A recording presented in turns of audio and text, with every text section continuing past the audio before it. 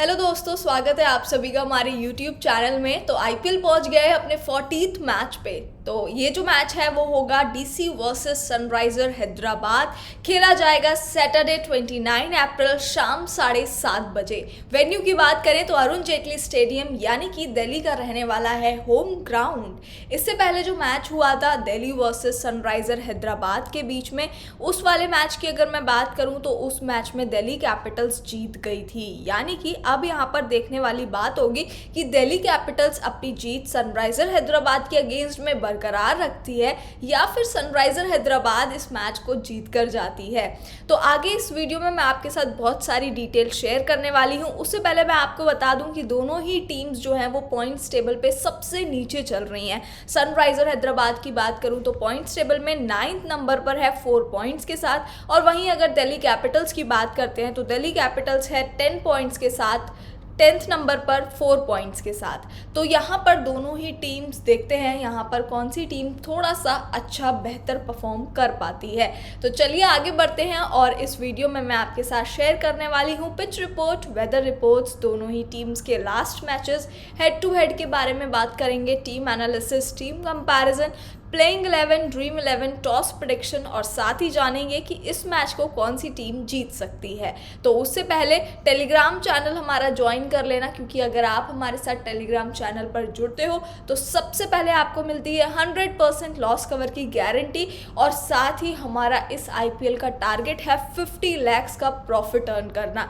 जिसमें से मैं आपको बता दूं कि हम 18 lakhs का प्रॉफिट अर्न कर चुके हैं और हाफ आईपीएल सीजन निकल चुका है। तो अगर अभी भी आप लोग हमारे साथ लाइव में नहीं जुड़े हैं, टेलीग्राम चैनल ज्वाइन नहीं किया है, तो बहुत बड़ा नुकसान आप लोग अपना कर रहे हैं, क्योंकि जुड़ जाओ, फ्री एंट्री है, सब कुछ फ्री मिलने वाला है, कुछ भी चार्ज आपको यहाँ पर नहीं देना है। लाइव एंट्रीज हैं, मार्केट लोड की इन्फॉर्मेशन आपको बताई जाती है, और सबसे बड़ी बात लॉस रिकवर कराया जाता है। तो टेलीग्राम चैनल ज्वाइन कर लेना, डिस्क्रिप्शन में आपको मिल जाएगा लिंक। तो चलिए आगे बढ़ते हैं और पिच रिपोर्ट की बात कर लेते हैं। तो अरुण जेटली स्टेडियम में मैच होगा, जहां पर बैट्समैन को सपोर्ट मिलता है, बाउंस भी होता है, और एक मीडियम स्कोरिंग मैच यहां पर आप एक्सपेक्ट कर सकते हो। वहीं पर अगर मैं पावर प्ले स्कोर की बात करूं तो 52 to 57 यहाँ पर आपको पावर प्ले स्कोर देखने के लिए मिलेगा। बाउंड्री लेंथ है यहाँ पर 63 to 70 मीटर की बाउंड्रीज हैं।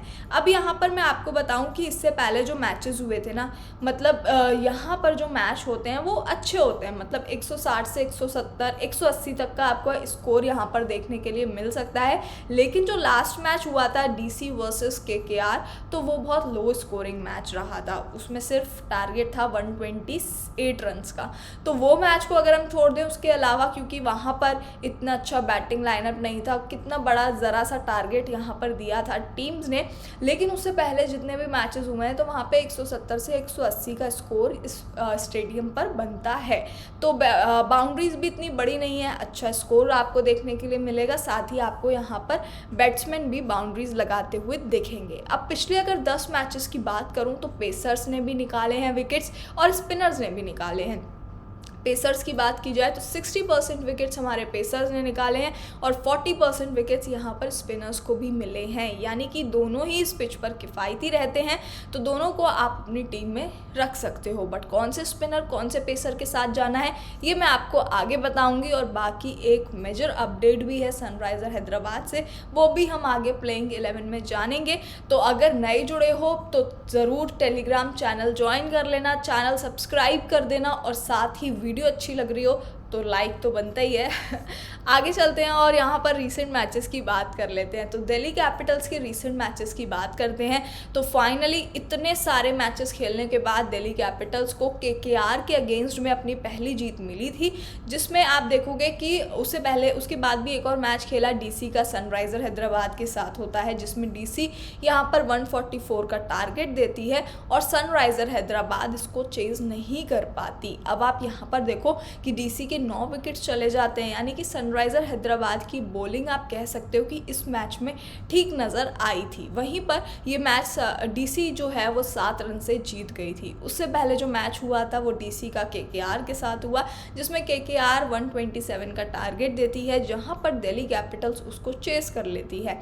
अब यहाँ पर ये टारगेट इतने बड़े नहीं हैं, ऑब्वियस सी बात है। तो यहाँ पर इजीली चेज हो भी जाता है और दिल्ली कैपिटल्स को फाइनली अपनी पहली जीत मिल गई थी। तो दिल्ली कैपिटल्स इस मैच को 4 विकेट से जीत गई थी। उससे पहले मैच की बात करूँ तो आरसीबी के साथ होता है, जिसमें आरसीबी 174 का टारगेट देती है और दिल्ली से फिर से चेज नहीं होता, क्योंकि यहाँ पर आप आरसीबी की बॉलिंग देख सकते हो कि 151 पर ही इनके सारे विकेट्स चले गए थे, 9 विकेट चले गए थे और 20 ओवर भी पूरे हो गए थे। तो ये वाला मैच भी दिल्ली कैपिटल्स 23 रन से हार गया था।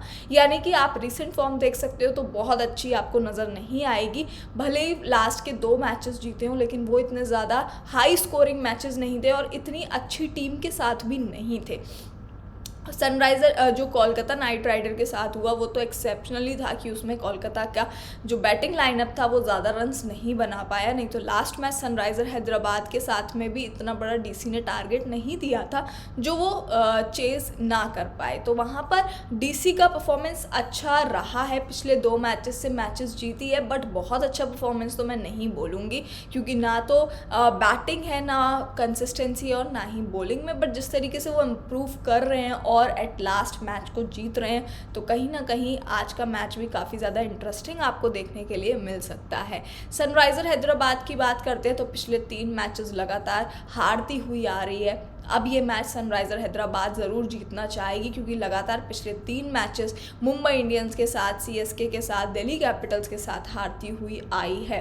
लास्ट मैच की बात करूं तो दिल्ली कैपिटल के साथ हुआ, जिसमें मैंने आपको बताया ही। उससे पहले जो मैच हुआ सनराइज़र का वो सीएसके के साथ हुआ था, जिसमें सनराइज़र हैदराबाद पहले बैटिंग करती है और 134 का टारगेट देती है। अब आप यहाँ से समझ सकते हो कि सीएसके के लिए 134 का टारगेट चेस करना कोई बहुत बड़ी बात नहीं है, और वहाँ पर सनराइज़र हैदराबाद सीएसके के विकेट्स भी नहीं निकाल पाई थी, सिर्फ 3 विकेट गए थे और सीएसके ने टारगेट चेस कर लिया। यानी कि बॉलिंग सनराइज़र हैदराबाद की आप इतनी स्ट्रॉन्ग नज़र आपको नहीं आ रही होगी, क्योंकि आप लास्ट मैच देखो मुंबई इंडियंस के साथ होता है, तो इसमें भी उनके मुंबई इंडियंस के सिर्फ 5 विकेट जाते हैं और वो 192 तक बना देते हैं सनराइज़र हैदराबाद के सामने। तो डेफिनेटली यहाँ पर बहुत सारी चीज़ें हैं जो दोनों ही टीम्स अभी जूझ रही हैं उन सब चीज़ों से, चाहे वो बैटिंग हो या फिर बॉलिंग हो। तो आगे बढ़ते हैं, दोनों ही टीम्स के रिसेंट फॉर्म हमने जान लिए हैं। अब हम बात करेंगे टीम कंपैरिजन की। तो टीम कंपैरिजन में मैं आपको बताऊं तो ऐसा नहीं है कि दिल्ली कैपिटल्स के होम ग्राउंड में हो रहा है तो दिल्ली कैपिटल्स को बहुत ज़्यादा बेनिफिट मिलने वाला है, क्योंकि दिल्ली कैपिटल्स अपने ग्राउंड पे बहुत अच्छा नहीं खेलती है। अगर मैं 10 मैच की बात करूं तो 10 में से सिर्फ 4 मैचेस जीती है और दिल्ली कैपिटल्स 6 मैचेस हारी है। वहीं जो सनराइज़र हैदराबाद है वो दिल्ली के स्टेडियम में काफ़ी अच्छा स्टैट रखती है, क्योंकि आप देखो 10 मैचेस खेले हैं जिसमें से 6 मैचेस जीती है और सिर्फ 4 हारी है।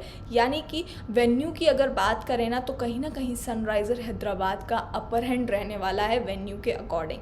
यहाँ पर आप देखो 152 एवरेज स्कोर बना, 145 सनराइज़र हैदराबाद का है, हाईएस्ट स्कोर दिल्ली कैपिटल्स का है 187 और 191 है सनराइज़र हैदराबाद का। यानी कि आप देखो कि बहुत ज़्यादा डिफरेंस नहीं है, बट हाँ वेन्यू के according Sunriser Hyderabad obviously strong है। आगे चलते हैं और यहाँ पर बात करेंगे हेड टू हेड की।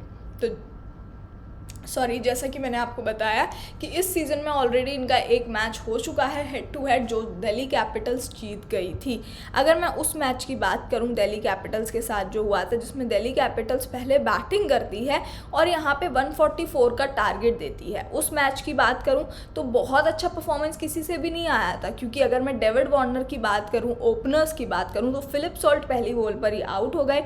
उसके बाद जो पार्टनरशिप बनी डेविड वार्नर की वो मिचेल मार्श के साथ बनी और साथ में उन्होंने 46 रन्स की पार्टनरशिप बनाई।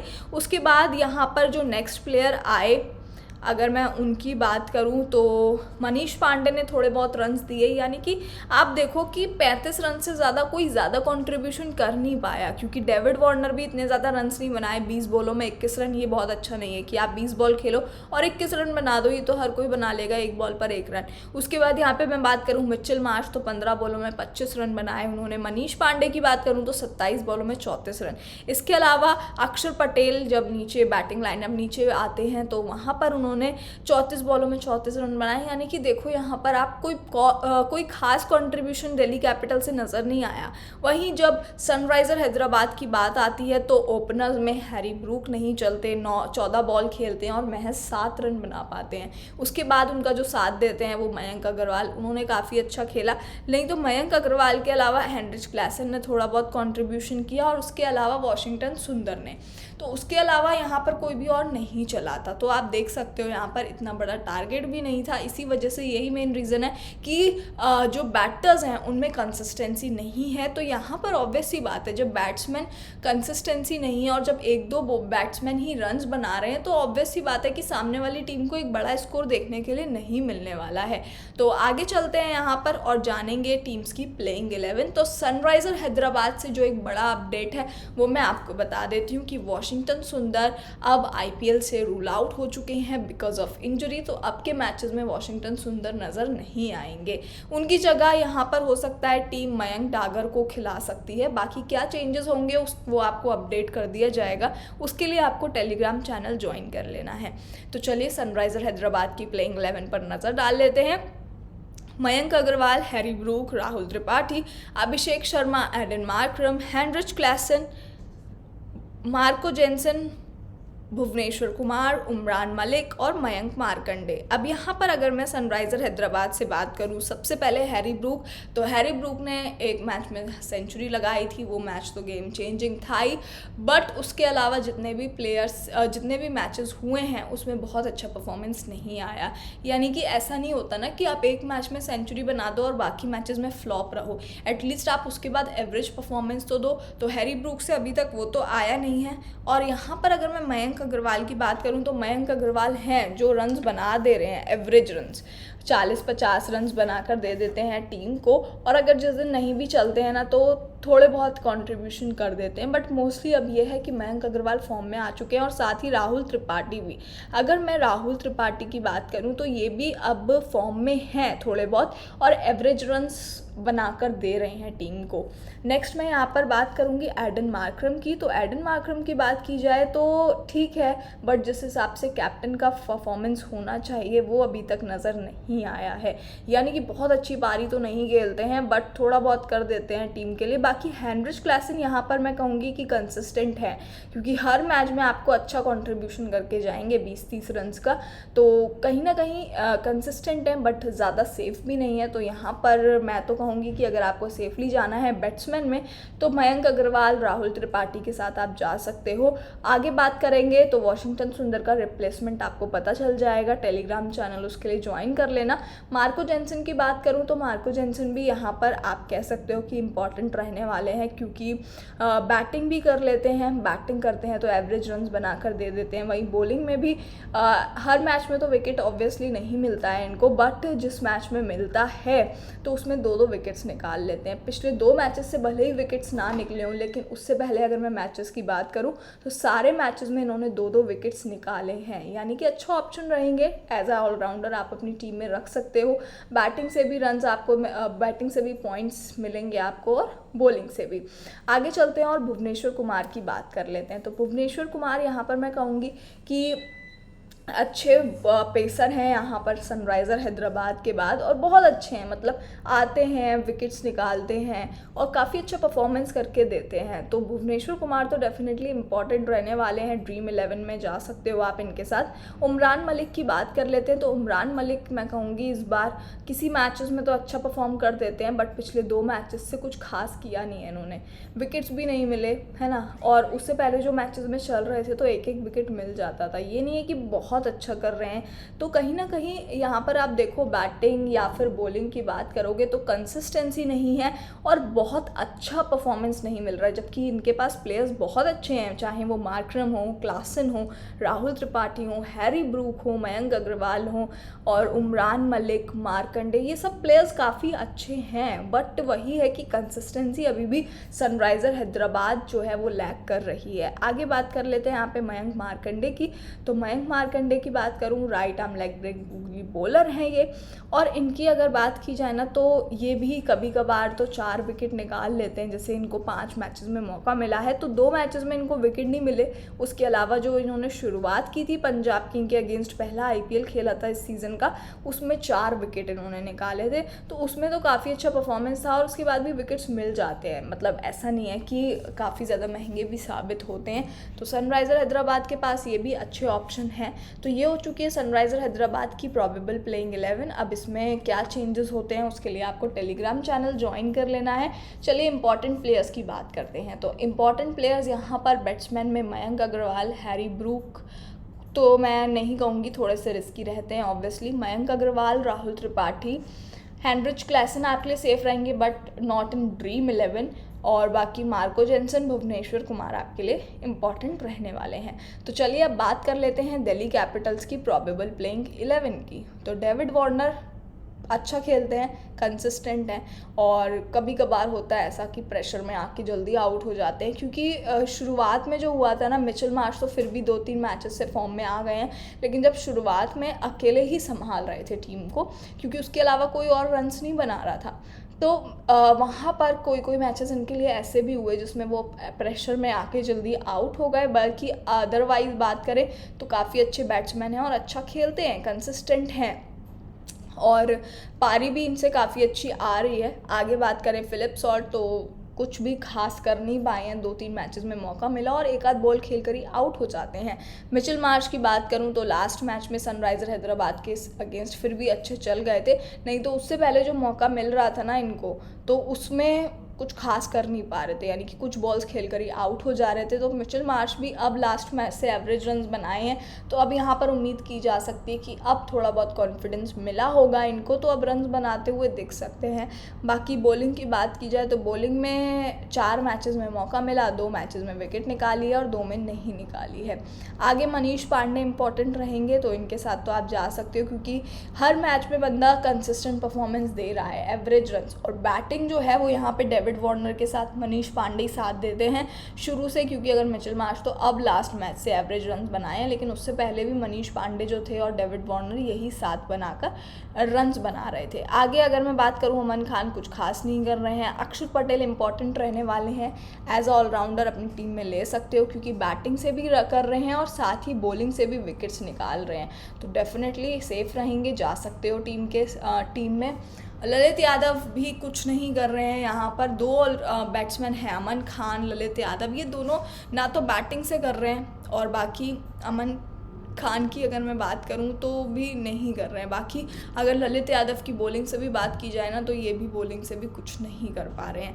नेक्स्ट यहाँ पर हम बात करेंगे मुकेश कुमार की। तो अगर मैं मुकेश कुमार की बात करूं तो राइट आर्म मीडियम बॉलर हैं, और विकेट्स मिल जाते हैं इनको, किसी मैच में थोड़े से महंगे साबित हो जाते हैं। बाकी कंसिस्टेंसी डेफिनेटली लैक करते हैं, बट जिस मैच में चलते हैं तो उसमें तो विकेट्स निकाल लेते हैं। एंड्रिस नॉर्जे की बात कर लेते हैं। तो अगर मैं एंड्रिस नॉर्जे की बात करूं तो आप देखोगे कि जितने भी मैचेस में इनको मौका मिला है उसमें विकेट्स तो मिली है, बट कभी कभार नहीं भी चलते, लेकिन पिछले 2 मैचेस से कंसिस्टेंट हैं और फास्ट बॉलर हैं, इंपॉर्टेंट रहने वाले हैं दिल्ली कैपिटल से। कुलदीप यादव की बात करेंगे तो कुलदीप यादव का भी परफॉर्मेंस जो है वो अच्छा है, कंसिस्टेंट है, पिछले 3-4 मैचेस में विकेट्स भी मिल रही है और महंगे भी साबित नहीं हो रहे हैं। ईशांत शर्मा इंपॉर्टेंट रहेंगे। ईशांत शर्मा की अगर मैं बात करूँ तो डेफिनेटली इनके साथ ड्रीम 11 में जा सकते हो, और जिन मैचेस में 2 मैचेस में इनको मौका मिला, ज़्यादा में अभी मिला नहीं है, क्योंकि लास्ट 2 मैचेस से ही इनको खिलाया गया और उसमें काफ़ी अच्छा परफॉर्मेंस दिया है, विकेट्स भी निकाले हैं और महंगे भी साबित नहीं हुए हैं। तो कहीं ना कहीं सेफ पिक रहने वाले हैं ईशांत शर्मा, जा सकते हो ड्रीम 11 में।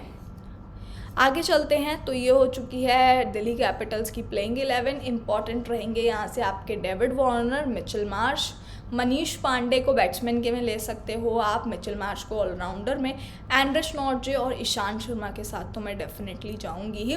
तो चलिए आगे चलते हैं और बात कर लेते हैं यहाँ पर टॉस प्रेडिक्शन की। तो यहाँ पर 81 मैचेस खेले गए हैं और इतना ज़्यादा डिफरेंस नहीं है, क्योंकि बैटिंग फर्स्ट करने वाली टीम भी 40% मैचेस जीती है और सेकंड करने वाली भी 60% मैचेस जीती है। तो मोस्ट यहाँ पे जो प्रेफर है वो टीम यहाँ पर चेस करना ज़्यादा प्रेफर करेगी।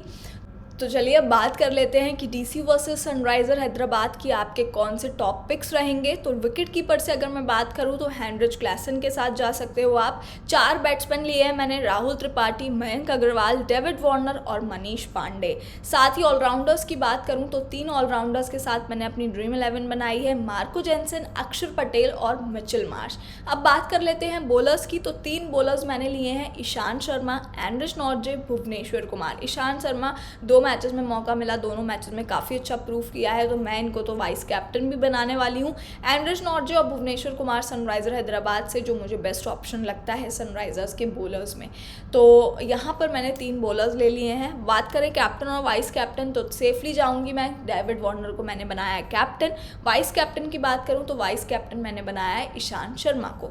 अब यहाँ पर इस मैच को कौन सी टीम जीत सकती है, तो इस मैच में अगर मैं बात करूँ तो दिल्ली कैपिटल्स का अपर हैंड रहने वाला है मैच में, क्योंकि दिल्ली कैपिटल्स फॉर्म में भी चल रही है और जो भी लास्ट मैच हुआ हेड टू हेड का उसमें भी दिल्ली कैपिटल्स का अच्छा परफॉर्मेंस देखने के लिए मिला था। अगर सनराइज़र हैदराबाद लैक करती है तो वो अपने ओपनर्स में करती है, क्योंकि हैरी ब्रूक इतनी अच्छी पार्टनरशिप नहीं बना पाते, कंसिस्टेंसी नहीं है। वहीं अगर मैं दिल्ली कैपिटल्स की बात करूँ तो उनकी बैटिंग डेप्थ अच्छी है, ऐसा नहीं है कि सनराइज़र हैदराबाद के पास बैटिंग डेप्थ नहीं है, बट कहीं ना कहीं थोड़ी सी मैं बेटर कहूँगी दिल्ली कैपिटल्स की। और साथ ही पेस बॉलिंग और स्पिन बॉलिंग का डेफिनेटली दिल्ली कैपिटल्स को बेनिफिट रहने वाला है। तो यहाँ पर दिल्ली कैपिटल्स का थोड़ा सा अपर हैंड नज़र आ रहा है मैच में और जीतने के मुझे ज़्यादा चांसेस लग रहे हैं। तो ये हो चुका है डीसी वर्सेस सनराइज़र हैदराबाद का फुल मैच प्रेडिक्शन। अब ये प्रेडिक्शन कितना सही है ये आपको तभी पता चलेगा जब आप हमारे साथ लाइव में जुड़ेंगे। और अगर वीडियो अच्छा लगा हो तो लाइक कर देना, चैनल को सब्सक्राइब कर लेना, डिस्क्रिप्शन में टेलीग्राम का लिंक दिया गया है, जाकर फटाफट से ज्वाइन कर लेना। तो चलिए मिलते हैं नेक्स्ट प्रेडिक्शन वीडियो में।